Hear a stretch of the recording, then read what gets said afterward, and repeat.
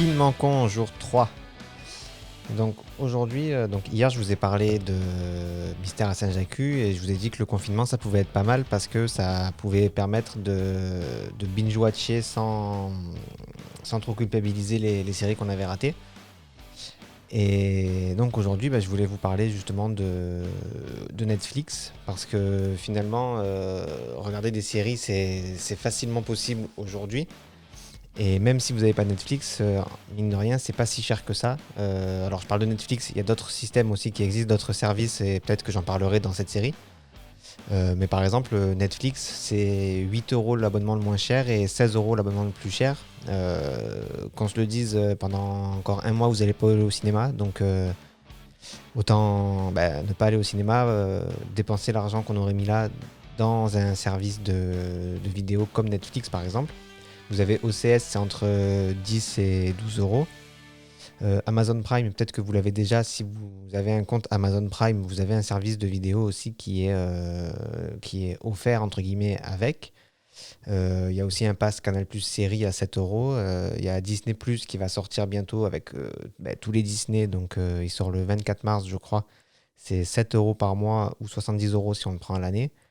Et il y a aussi Apple TV+, peut-être que vous l'avez gratuitement, puisque Apple l'a offert à ceux qui ont acheté un appareil Apple depuis le mois de novembre, je crois. Donc si vous avez acheté un iPhone, un iPad, un Mac, normalement vous l'avez. Et sinon, c'est 5 euros par mois. Et donc aujourd'hui, je voulais vous parler un petit peu de Netflix. Netflix, c'est ça. Parce que sur Netflix, il y a quand même pas mal de séries qui sont très très très bien et ça vous fera passer beaucoup de temps si vous voulez les regarder en entier. Donc j'ai fait une petite liste de séries que soit moi j'ai regardé, soit que je pense que je vais regarder. Parmi les séries cultes, par exemple, vous avez La Casa de Papel. La saison 4, d'ailleurs, devrait bientôt sortir. Alors, je sais pas si c'est maintenu avec le coronavirus, mais ça devait sortir, je crois, en avril. Il y a Breaking Bad aussi, qui est très très bien et qui est sur Netflix. Vous avez aussi pas mal de séries Marvel avec Daredevil, Iron Fist, Luke Cage, Jessica Jones, Le Punisher. Sinon, vous avez des séries qui sont un peu différentes. Par exemple, vous avez Sherlock, qui est une série qui se passe à Londres avec Sherlock Holmes et qui est très bien, qui est très, très captivante. Vous avez Lucifer aussi, qui est une série plus rigolote, j'ai envie de dire, où vous suivez, en fait, le pitch, c'est Lucifer qui en avait marre de garder les enfers et qui est parti prendre des vacances. Et donc, c'est assez sympa.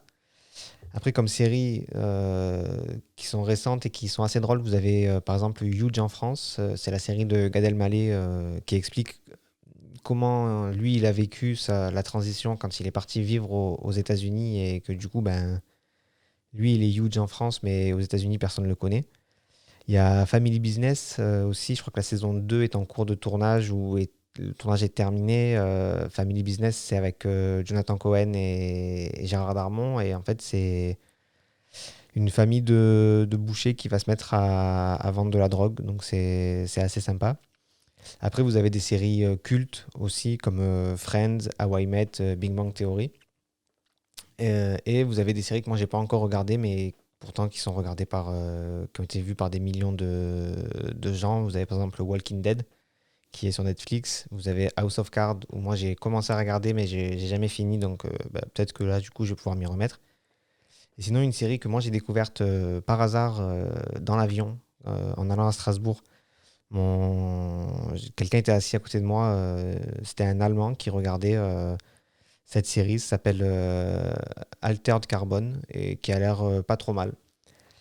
Donc tout ça pour vous dire que si vous savez pas quoi faire, vous avez du contenu sur Netflix. Encore une fois, Netflix, ça coûte 8 euros par mois si vous voulez qu'un seul écran en HD. Et ensuite, les tarifs montent jusqu'à 16 euros maximum pour avoir 4 écrans et la qualité 4K. Même si vous mettez 16 euros. Alors, tous les abonnements dont j'ai parlé, normalement, ils sont sans engagement. Donc, à la fin du mois, vous pouvez les arrêter sans frais. Il y en a même qui proposent des mois d'essai gratuits. Je crois que Netflix le fait plus, mais les autres le font. Donc voilà, c'est l'occasion d'essayer le service et pourquoi pas l'adopter. C'est tout pour aujourd'hui. Restez chez vous, restez confinés et je vous retrouve demain.